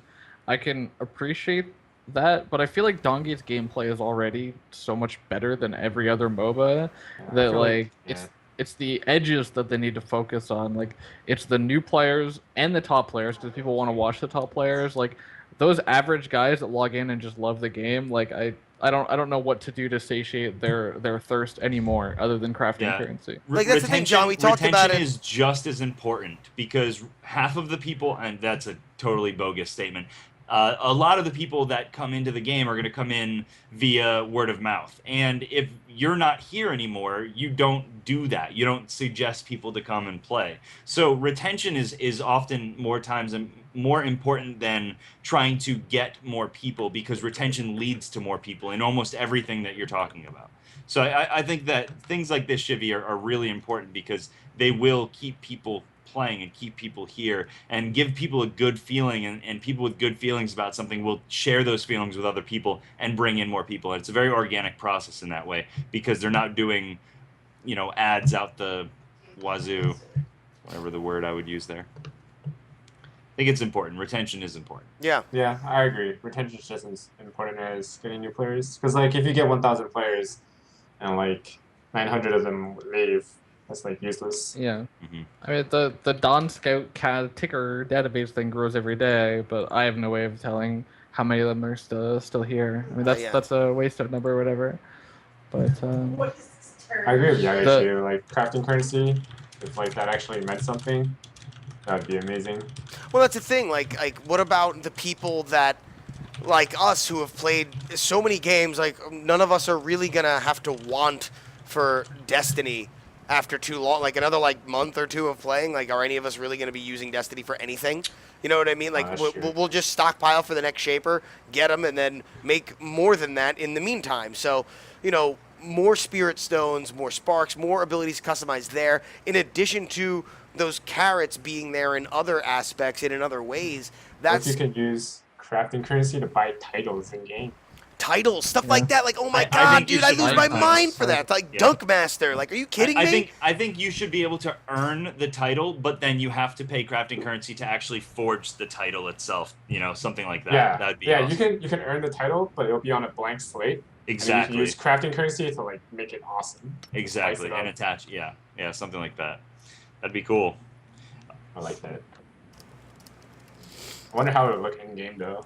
Yeah. I don't think I would include it in game. I also think that Dawngate still needs to separate itself more from other MOBAs. It is very reminiscent of League of Legends as in a lot of ways. Obviously, it is its own game, and I constantly tell people, no, it's not really like League of Legends. I mean, it's the closest But thing it is. would be League of Legends. It is. It's pretty close, and in the grand scheme of things, if you were to compare it to other MOBAs and stuff like that, but I think that they could still create unique parts to Dawngate. Besides the fact that they have amazing lore and it's incorporated directly into it and stuff, I think that things like making the bindings slightly different would be interesting. They tried it with respawning, and it was a great idea. It dragged me in for sure. I was like, oh, that sounds really cool. They're trying to iterate on the MOBA design. It didn't work out, but I think that they could do more interesting things. And so we'll see. It's a big hurdle though, because everything Yeah. you make different than League of Legends. Like, look at all the people that come in the game and be like, no design or no denying, no game, no. I'm Right. not even gonna try this because this Right. mechanic that I like in this other game isn't there, Yeah. or vice versa. But on the flip side, people see Spirit Wells and they're like, ooh, StarCraft in my MOBA, give me that Yeah. shit. So like, Yeah. there- And that it's is a- unique, It's absolutely. a coin. Yeah. It's a coin, and it's hard to land Right. on the right side. Yeah. And also, not to mention that every time you try to add something unique to a game, you have to rebalance that shit. The whole True. game might be thrown out of balance just because you May- added something well, unique. might be. So it's Progression tough. update, like that's what they've been talking about for, I would say, Right. too long at this point. And like, why is that's- it not And I out? think that's why we Because don't they're have a balancing ranked it. system yet. Because Well, it's yeah, like, sure. are you going to implement a rank system and then bring out this progression update, which like changes I'm- fundamental things, and No, then that you're going to doesn't be make like, sense. hi, yeah, now all this I ranked kind of- you've all been crying about, now it's like it means nothing because the game's totally changed. I Like, kind of wish they told us what the progression patch actually is, so we can give feedback before it's actually in the game. yeah, they That's jumped the gun a bit too. Like, do you guys remember when they told us Vanquish was going away? That was like Yeah. 4.5 years ago at this Mhm. point. Like, and that was kind of I'm it. ready to let They're go like, of let's Vanquish. discuss. Let's discuss it. And we had like this big thread, and we talked about it on Money Pigs, and then it was gone. Like, I don't know, they seem to have jumped the gun with progression update, like telling us too soon. But at the same time, like, if they weren't talking about progression update, what else were they talking about for the last like 4 months? I'm a little worried these features are taking too long to come out because like better onboarding, better ranked play, spectator, progression update, like it's got to come out soon. Like, the I mean, game we went the entire month of August with literally no update Chronicles. whatsoever. You know what The I Yeah, mean? lore there's stuff- not even like a lot of gameplay patches too. I mean, I understand. Yeah, Gamescom and all that. That's Yeah. true. I mean, Yeah, I think- obviously there are their reasons, but at the same time, Yeah. Yeah. give us a carrot. Definitely. Give us a carrot, Waystone. We Yes, just you- want our carrots. You see what Oh, Pluto said? Yeah, Yeah. they're like that was not planned. I mean, that's true. I mean, shoot, I had something to say. All right, someone else go. Try to remember what I was gonna say. It is true though, because like, yeah, Pluto or Gasty will come in here and drop some knowledge on us, and then like some of Everyone the other loses their people are mind, like, and now here we we're are telling them speculating. that. We're telling Yeah. them that now. Well, Gasty said it, so I guess we're telling them that now. Right. And then it's like they don't even know how close they are to releasing that update because they're still in iterative design. They're still testing. They're still trying to make it right because they want as little of a kerfluffle when it comes out. Well, I imagine City- too we would get a similar situation like we did with Map V.2, where we got it in custom games first. That would be the Yeah, ideal, that'd be good. especially if I you're thought that going was to interesting. implement rank system before you do the progression update. Then you can't. You have to put it in a non-competitive. Yeah. You can't just expect people to go into I agree. ranked with a completely new progression system. That's just not fair, and people will lose their effing minds. So Yeah. Dark I- Carisu says it. He goes, "This is a beta. I keep forgetting that." Yeah, but it's it's been out for over a year now. I feel like Yeah. it's lost that. I It's can't. more of a in good marketing conscience- beta. Yeah, I can't in good conscience tell people that it's a beta, it's okay anymore. I mean, I can because we sure, do not have enough features to call it not a well, beta. the game's been playable by anyone who wants to play it for like what, almost a year. Like over a year. Oh, I feel okay, like- maybe not over a year, but I feel like, like from a programming perspective, like this isn't even a beta. yeah. That's all there is to it. Like, Well, after and this Are everybody- MOBAs ever finished? everybody They're who still plays it- updating League of Legends, aren't they? Yeah, You know what I mean? exactly. MOBAs are Well, they're always it's called in a beta. living game. It's called Yeah. a living game. That's true. But the thing is, like, those games, like, they're solid. Heroes of the Storm is still in beta, even though it looks like it's done. But they just added, like, they tried adding like a rune and mastery type system to it, and then And they then took it out the- like a week and a half later. And so But they're still in fairness, beta that was too. a bad system. It was a really bad system. But my point is, like, they're still in beta even though they look so polished and so clean, and they're still trying to figure out what it is that they really want this game to settle down and be. Even though they're still changing League, the game doesn't change. The fact that we have a progression system coming up means that, Yeah. you know, something core to the game is going to feel different. League hasn't Well, really felt I- different other than metas and items and whatnot. The ward thing they changed in League was a big deal, but otherwise, I'll Right. I'll Right. mostly agree. I just the think support after thing. the Yeah. progression system launches, they need to lock that shit down and get their core features or whatever. And like, I don't even care if they're in beta for another year, but like, I don't want that to be the excuse of like why these things aren't in the game yet. Like, oh, we're still working on it. Like, I mean, obviously, I get it, right? It takes a long time to build, but like, the map changed the whole game did. basically a few months ago. Now they're changing the game again. Like, how many more times are we going to completely redesign the game? Like, if this is, to me, is my main game. This is the game that I want to play at night when I'm playing MOBAs, and like, I want them to lock it down and give me more carrots. I guess Yeah. is Yeah. the ranked progression system. Like, right now, I have an account that's champion, account that's diamond, and an account that's platinum, and I have no fucking idea how good I am at the game because I can lose 10 games in a row, win 10 games in a row. My SQR goes up. Who knows what division am I in? I'm in Dawn Scout. Dawn Scout made it up. Everyone says it's fake. I'm really a champion player because I duo queue and all this shit. Like, I want that stuff there, man. Like, Right. It is Give true. me We have no idea what the potential rank system would even be, if it's going to be a league-based system or if it's just going to be a straight, when you win games, your number goes up, when you lose games, your number goes down. I mean, that's a topic for a different decision, or topic for a different night. But it's just like one of the, like, we don't even know that. So it's just, yeah, kind of like puts us in this spot where we're all sitting here like with our arms out, like, all right, come on, give me more now, Waystone, we're ready. And then it's like, Well, there's even more to it because like other games have they have career profiles, and career rankings and player careers essentially, and I love that. That makes me excited, but it obviously stops at some point. There's a ceiling to those, and so they stop becoming useful to the more experienced players. But I think that it drives people who aren't experienced to become more experienced and to play the game more. And I think that we don't even have a player career yet. I mean, we don't even have a full-on player profile. Like I can only see the last 5 shaper or the most played shapers I've played, and Yeah. in the I would past like to week see more only. stats. Yeah, Yeah. and in the give us last the week. data stream back. Like, we can't even Yeah, analyze data the stream, game seriously. because we don't have win rates anymore.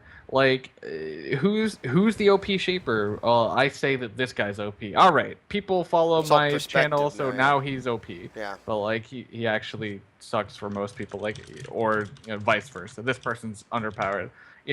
Why are you nerfing Nisa every week? Nisa's so bad. Who also- cares that she wins 56% of games? Like, I want those numbers. Yeah. Anyway. I'm also pretty, like, talking about big changes. I'm also very skeptical when big change kind of just gets plopped there without a lot of player testing kind of, I guess. Like I understand like the Wasteland team is kind of small, but and like I made a huge post when like Item Palooza came out. I was like, what the hell? Form is OP, Hope is OP, this is OP, this is OP. How did you not check? And the response I got was that the Dongate team is not responsible for balance. It is responsible for bugs. And I'm like, well, you could have told me what it was beforehand, and I could have fixed that for you without It's a a weird price beta to thing, my right? tag. Yeah, exactly. Like, We're just playing tell the me it. public test realm right now, but like Exactly. I think But everybody's sick of that, and they want the public test realm to actually be a real thing, and they want the game to be done. And I know I sound so entitled and I bitter know and we stuff. are sounding like Exactly. Like, But we've invested a year into this exactly. game already. Yes. Yeah. Yeah. So So I'm- I You can can trust me. understand where it's coming from. I want the progression update, and then the next patch I want ranked, because ranked is what I play in League of Legends, and I can't play League of Legends anymore because anyone that's played this game for the last year cannot go back to League of Legends and You tell can't go me back to that- mana, bro. It's Once too you've slow. seen the light of It's manaless, too slow. I just play Don't Yasuo get used to instead. League of Legends. Problem Don't get into League of Legends what League of Legends is to Dota, and Yeah. like it is a step forward, and I like playing it. I want more. I want the ranked carrot. I want that feel. and I that also want the competitive ability to go into a normal game to play a shaper that I'm not the best with, but like like it's still a competitive Without game that I want to smurfing, try. right? Yeah, without Right, like the kind of, stress of yeah. like, oh man, I don't want to be the reason. Like if I'm bottom pick right now in a game and I recognize the people above me, and I'm like, well, crap, my options of what I can play in this game are very limited because I don't want to be the reason we lose. You know what I mean? Like I don't want to, and I have no, oh yeah, I can go play custom games and all that, but like no, f you, I want to play matchmaking. Like, but I just want to play Yeah, it like that's a good I just want to play with friends in a non-serious environment where Yeah. and just like like a normal game. I just want normal games and ranked games to be, I like having my spheres of influence. That's my bot game. That's my bot Yeah, game right now. exactly. I'm like, do I really want to try real hard right now, or do I want to see how many Omni kills I can get before I Yeah. accidentally kill the Guardian? And like that's Yeah. my new jam is like, can I get the auto kill or the Omni kill? Because those bots, man, they're bloodthirsty. They They steal are. your Omni, and like they have no remorse. So that's my new jam. I've gotten an Omni on 4 or 5 different shapers. I know I sound like the I biggest. want you to bronze get an Omni scrub on right now. Kel. Get an Omni on Kel. I probably could do that. It's Okay. tough because like you start critting those bots down in 2 shots and you take them down to like 10% life, and then Amrith ultis and snipes it. It's a challenge actually. Anyway, I sound like the biggest fucking Bronzy the Bear right now. But You're such a Right. nerd. It's great. it's fun, man. You get destiny for it. I love bots. Yeah, Raina bot with the the Wisdom's Reach, and they never miss too. Nope, never That's miss. Amber was complaining because she was playing bot. She's like doing this epic flank, and there's like the pixel she leaves the brush to do like her Amrith combo. They're like Wisdom's Reach, Amrith all like Yeah. that. Yeah. And I was like, oh, I remember. lol. Yeah, I remember that because I used to play like bot games with my friends when they first started a league, and I was playing Blitzcrank one day because I was just like screwing around, and I was laning against Ashe. But the Ashe's reaction, like Ashe bot reaction, is so fast that when you shoot your like hook out on Blitzcrank, you can't move, right? The Ashe bot Yeah. detects that you can't move and fires the ult at you immediately, and you just die. I was like, well, how do you react to that kind of thing? Like, oh, it's crazy. It's like that anti-bot full combo rotation instantly. I'm just like, what just happened? And bot is OP too. Holy crap. So yeah, The rise of old. Yeah, I mean, I don't want to. If I can just asterisk my rants tonight, like this is the best MOBA out there gameplay wise, bar none. Like I love this game. That's why we don't go back to League. yeah. Right, Yeah. I'm jonesing for more of a complete package Yeah. because like you can only play a beta game for so long before it starts to like that's why I was looking forward to play LOL with my friends this weekend because it's like a more complete experience, and then I zone in. I'm like, not done. Yeah, when I heard about the progression patch, I was like, what? Yeah. They're changing stuff? It basically stalled out. Like I like the game right now, and I do like some of the steps the progression update is moving towards, and like I'm excited for it. But like as soon as you hear about a major gameplay change, it's Yeah. like, well, all that other stuff we wanted sucks to be that because all those Yeah. core engineering dudes are going to be working on that. And then, Yep. it's, Because there are always steps to like game implementation. You have to have this before that. yeah. Yeah. I mean, It's just sad that, yeah. I really hope that, like, I thought it was going to be here during the summer, and now that it's September, I was like, where's my jam? I got my peanut butter. I need my jam.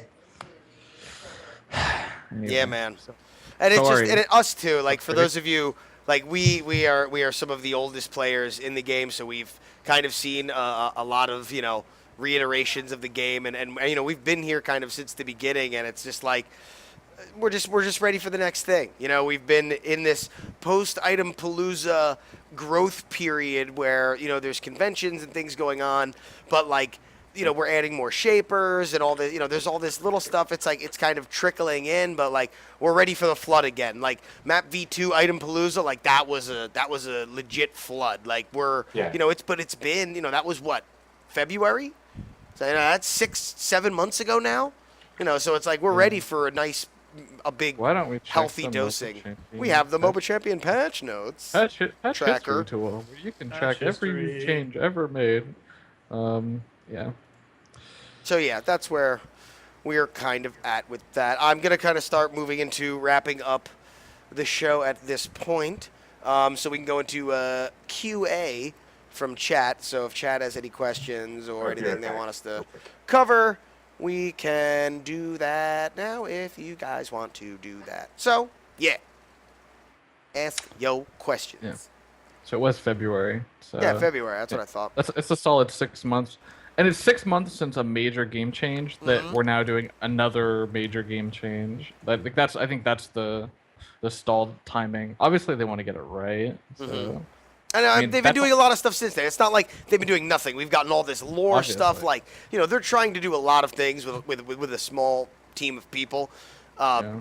So like I can respect that and I understand that, but at the same time, I don't Yeah. think Well, a lot of the community is maybe as understanding as I am. So you've got to we've got to appease the masses at some point. You've got to throw a stake into the crowd and let them like fight. I don't know. You just gotta Well, give we them got carrots, man. EU servers. We Yeah. got crazy new technology in Kensu's alt, and what's his face. We've gotten great Vin- shapers. I've got nothing against the shaper content, but there's all this other, what I mean? But like that's almost something you take for granted in these games because they need giant casts of characters, and it's always fun to get a new character. So it's like one of those deals where, okay, well, we're so used to getting shapers, but we have all these other things that we know are kind of out there in the ether, and we're just kind of ready for them to be more physical. Question: Can 50 take over bottom right? Well, nope. Tulsa's back. So the answer is no. All right. Almost. You almost had it. Nope. Do you think if they had players sign a non-disclosure agreement and have a hidden tournament realm for an elite?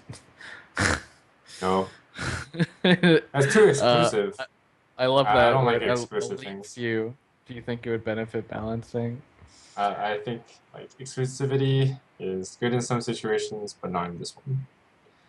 I would. How would however, you like feel to if know what's they happening. announced changes weeks in advance so that you could talk about them? Like, Yeah, I would. Well, like I to- really they like can't that do about Item Palooza. I mean, obviously that was different, and it was like we can just give them one each day, or one each couple days, whatever it was, because it was easy in that format with items. But like, I don't know how they would do something like that with the progression update. But you could, because it's tough to understand one aspect of it without seeing the entire picture. You know what I mean? Like Yeah. you can't talk about the new Predator and like understand why it was like super strong at one point without understanding all the other things that go into the progression update. You know what I mean? So it's almost tough to do that with this because this is so all encompassing. I also feel like if you're going to do that, just do one whole package. Yeah. It's easier to analyze. Like a lot of business case scenarios, if you just take into consideration the first part of the problem and you don't take into consideration the second part, it's just impossible to analyze a perfect solution for the whole thing. So it's similar to patches as well. how do you guys feel about a small army of players taking Rampancy Kindra into solo queue? Because I've been watching people copy my build, and it's hilarious. I feel very sad. I feel very, very sad.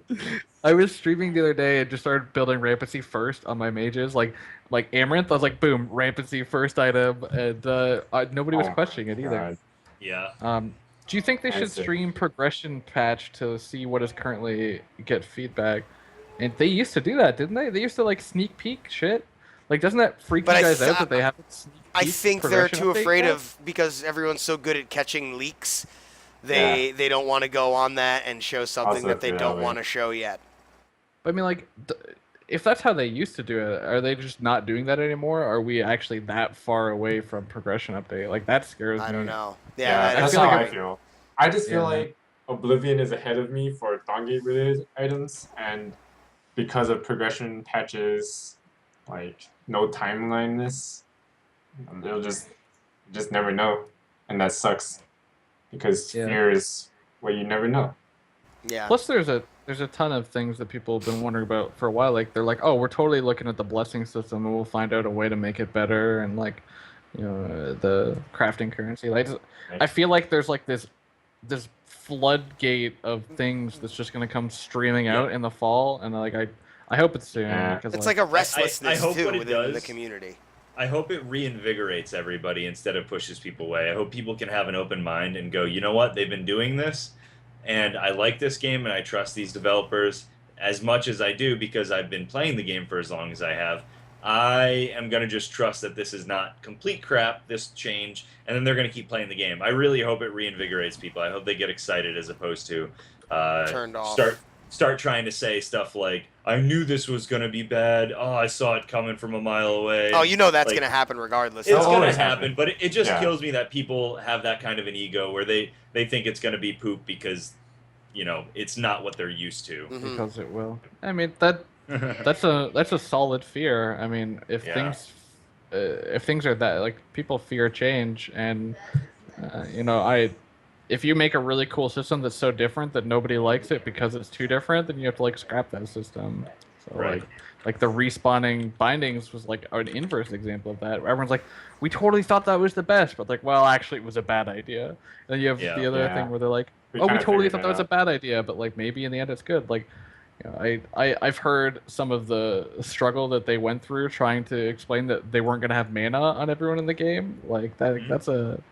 that's a struggle. Big At changes. PAX East, at PAX East when I was there trying to explain to people like, oh, and there's no mana in the game. They're like, what? Like, Mhm. really? Oh, And I'm like, no, scrub-ass this is days. good.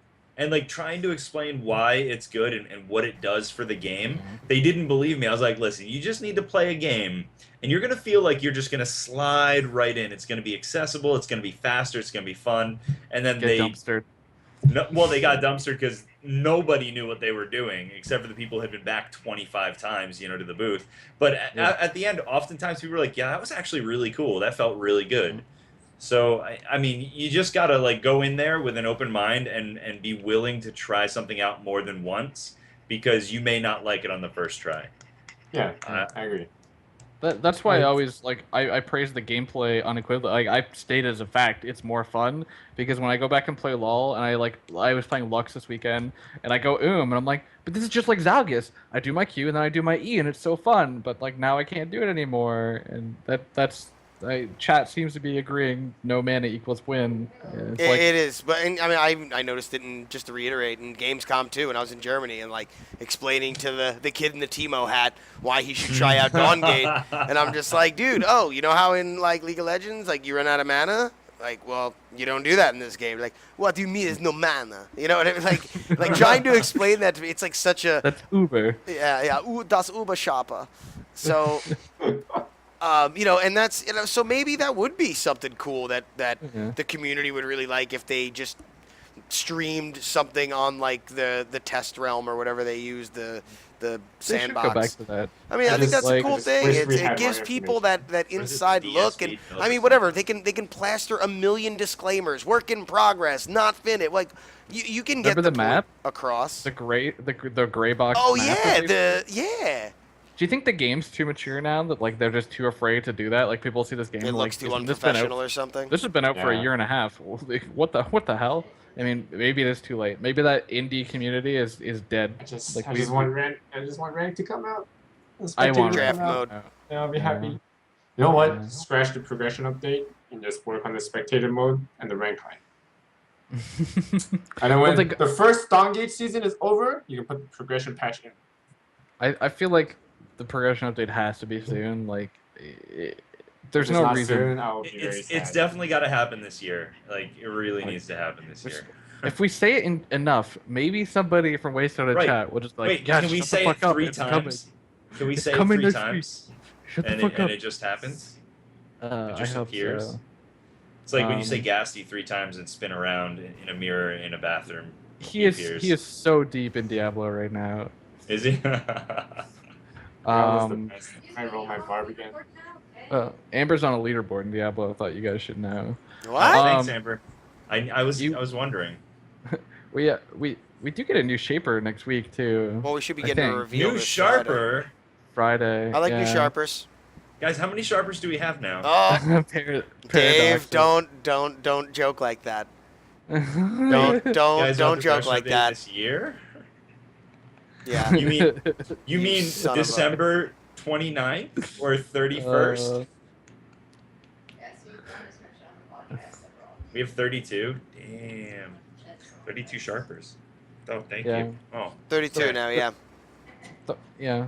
I mean, like. I mean, we said back in the day 30 and a hook, Yeah. and we're ready for ranked. We're ready for draft. That's- That was that's- the that's hashtag 30 and a hook. You know, we got our 30, we've got our hook. I would like more hooks, to be honest, but you know, like, oh, Para, I'm so sorry because like, I know feel this has been a complaint party tonight. This is what I I'm bring so to the sorry. Mythic Thanks, Fight. Tulsa. it is Spinal was so hot. like uplifting. Like I have no that's clue where we're about really this gonna miss him in the Spinal. morale department. I mean, straight up, this all comes from like I love this game. It is. and It I does can't come from a express good that place. enough. I think they know that, though. The reason any one of us we're doing the show, and the reason all of you bozos are watching the show, is because we all like this game and we all want it to succeed. So it's like one of those things where we're just like, oh, like let me love you. Stop holding back. Yeah. That's it. Yeah. I want Let me it, love you. and I'm not trying I to. just sit here and want be to like, love you, "You guys suck. baby. You guys suck so much. I can't believe this shit is not yet." It's like, it's basically like an addict jonesing, be like, I want this thing so. I want my bad. fix, man. Give me my fix. Right. Anyway, I apologize. Any hooser. No, but it's good. Every once in a while we have episodes like this where like, because again, we didn't have a whole lot of gameplay stuff to talk about this week, so I kind of had a feeling we'd go down this road, but I think it's we just shot the cathartic. shit. I think it's cathartic to do this kind of stuff once in a while. I mean, Yeah. it can't always be a Waystone happy party. We gotta give them the hard and fast truth once in a while. Well, also, I think if anything, it shows the passion we have. It shows Yeah. that we care.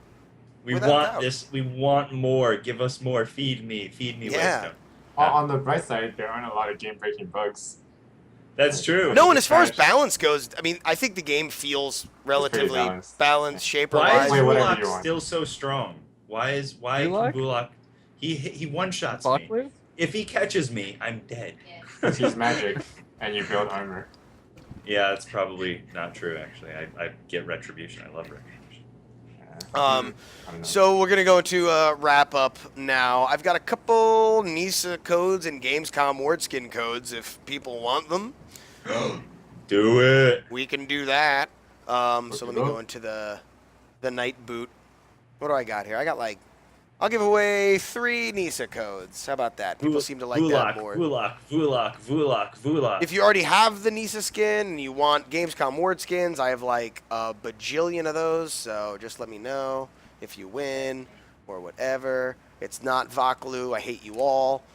Tulse, where do you stand on the Voklu Vulak argument? Pollock. Just Volok? Volak, he just says it right. Wow. Wow. Thanks for playing. So boring. Come on. Thanks for coming out. Good That's idea. An See orange how it that's is? orange How it post, is? right? I will Yeah. give everyone a moment to follow the channel if they don't already. This way, random active user, if you don't follow the channel, you don't win the skin. Ha ha ha. Because I am a tyrant. So, yeah. Take a minute. Compose yourselves. Follow the channel. Be a doll. And then maybe you could win Anissa's skin. Sounds like a lightsaber when she throws her baraga. Oh my god. All right, here we go. It really does. 1, 2, 3, start giveaway. Orange. I think this guy's new. So that'd be Yeah, pretty yeah, he's cool. new. Look at you, buddy.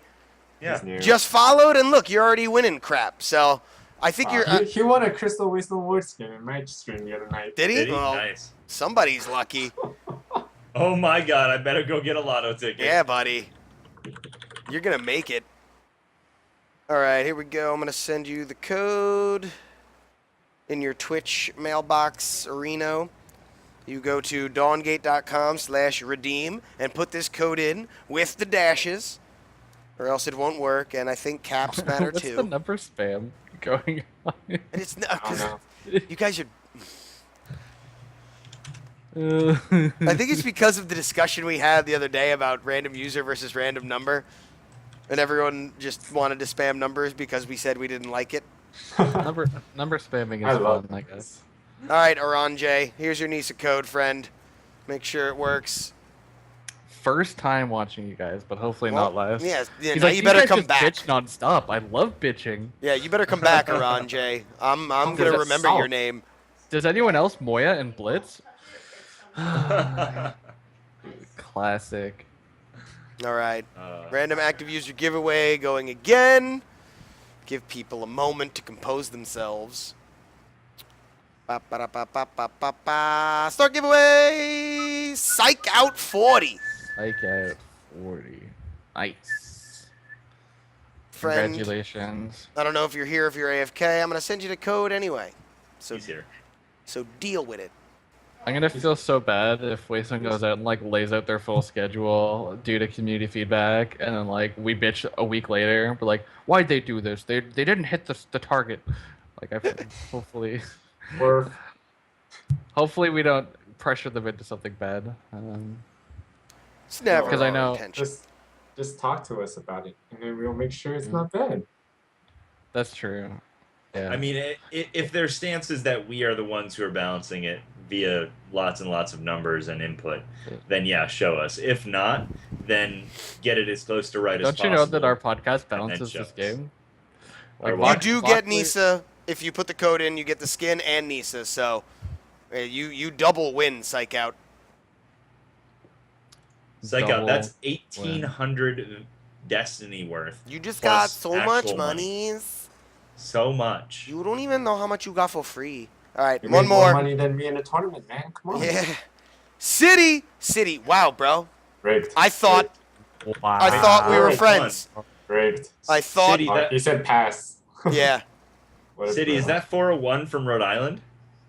Please tell me. City, how many? City You've been in City quite a does few not battles. follow this channel. A couple battle in the bot lanes, bro. I thought we had something here, City. I guess not. Wow. I guess not. So we're gonna move on to the next guy. He didn't want to Wow. win. That's his reason. I don't believe you, address- City. To address Zycaster, was this a rant stream or do you have actual connections with Waystone games? It's a rant. Well, it's just a I mean, this is livecast not. about Yeah, we don't Dawn work games. for What? Waystone or Repping anything like Rhode that. Island? Yeah. But you know, Just the Waystone passionate guys players. generally hang out and they do watch this stream. You know, We've been doing this weekly for 64 straight weeks, so yeah. I mean, obviously, there's people like Mix Greg who play 29 million games of Dawn games. I'm not gonna say we're like the most passionate guys, but like we've been playing it for a long time. We really like this game, so naturally we bitch about it every Monday. Of course, because I Or mean, it's like what praise you it. do. Like when you're married, you just complain about your significant other. You know, it's like, but you love them. But it's like you Right. only bitch and complain because you just want them to be better. I just want you to live up to your potential. Okay, last giveaway. Every one of us that works for Waystone She's is immediately naughty. kicked off the podcast. Yeah, if you work for Waystone, I immediately ban you from the show. Yep. Rest Never in peace, allowed Spinal back. Dash. Who? Who? Dead to me is who he is. Egad was a great caster at Battle in the bot lane. He was. You guys, the brothers stream, I loved it. You guys did a good job. The finals were pretty good this week. It was. I thought Actually, all the of whole Bib was pretty Yeah, good. Sakari was cool. We got to see her a little bit, but then she just got banned in every game because she's really, really strong. But, yeah. Bib was a lot of fun. I thought there was a lot of really good Chocolate plays. Bucks just called it so bad. What did he say? Oh, basically, as soon as the progression patch drops, we'll just be bitching that it took them that long to make such a pile of shit. We lose Tulls. Instead, we got Tulsa and his girlfriend. Oh, Call he's coming him back. Sea Milk for the benefit of the of the 160 people who don't Now know. the chat's gonna talk about my girlfriend. Oh boy. Of course, 50 has to drop her real name. Wow. GG. GG. All right, Shin Sinopi. Here's your NISA code friend. Congratulations to you and all the people who won, except City. City, you're dead to me. Wow. But other than that, yeah, that's probably going to be it for this edition of Money Pigs. If you guys have anything else you want to add, final thoughts, hellos, goodbyes, how are yous, announcements, bookkeeping, Oh, John? just a quick one. Sakari guides?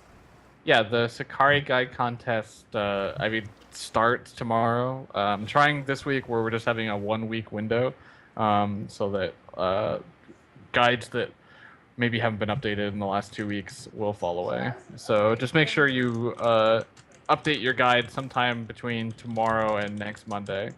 And yeah, the contest details will be up tomorrow. Oh, and we're trying a new voting style. I know I said this 3 or 4 weeks ago. I thought about crowdsourcing the voting. I kiboshed that idea, if that's a real word. And trying something new. So, yeah. I have something that's just a bit of stupid self-promotion that's not really Dongay related. But one of like these old short films I worked on, like a couple years ago, that I helped like do and produce. It was with the production company I was working with. Made it into this like minute-long film festival thing, and I don't know. I got very nostalgic over it when I saw it again today. So you guys can go to that link if you want and see this little 1 minute long short film I worked on a few years ago that resurfaced. I don't know. I think it's pretty cool. I mean, we were a bunch of comedians, and the best thing we ever did was horror short. So, but yeah, that's that. If you want to look at that kind of crap. Other than that, I have nothing else. I am a sellout. Other than that, thank you guys very much for watching. Yeah, and vote on the film too if you want. All you need is to like put your email in and vote, but you don't have to do anything. You don't have to like sign up. Other than that, thank you guys very much. This has been Money Pigs episode 64, the Bitch Fest. Join us a month from now when we decide to do another Bitch Fest. It's been a while since we complained about Blitz, so let's get in one of these next weeks. Really? So, I'm fine. yeah, I know. I'm fine with Blitz. I'm just kidding. But anyway, thank you guys again for watching. Yeah, be sure to follow all the channels, follow on Twitter, follow all the things that you want. And yeah, take it easy.